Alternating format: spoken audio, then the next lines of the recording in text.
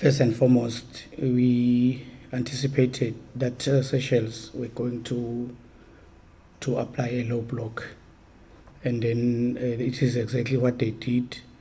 We also came with the same game plan, sitting, because we were not sure what to expect. But after noticing that they were sitting low, so we had to change the gear and apply the second one, which is apply high pressing, of which immediately we applied that one.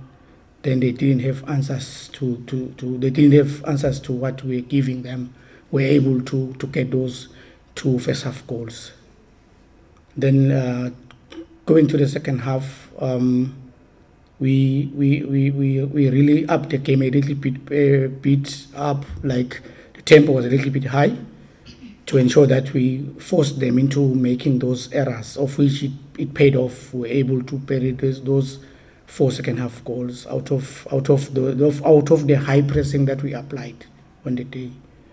Then probably like the objectives of the tournament, we just came here to expose the girls, to ensure that they know what the international world looks like, so that we're developing these players. Who knows, one day they may sign lucrative contracts. We've got other teams looking. So to me, it was an achievement for them. And also on a positive note, going into the two remaining games, at least they have that moral booster. That's okay, we can do it. So who knows what can happen in the upcoming games. So this is a game of football. Thank you, Coach. We're going to take the questions from the floor. Good afternoon, Coach.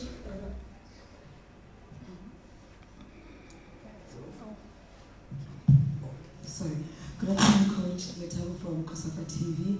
Congratulations. If I'm not mistaken, this is the highest score that Eswatini has ever gotten here, and your first clean sheet as well. And looking at the goals, Denanilo with the hat-trick, your captain with the brace as well. Just how proud are you of them with the start? Okay, I'm also new in the setup.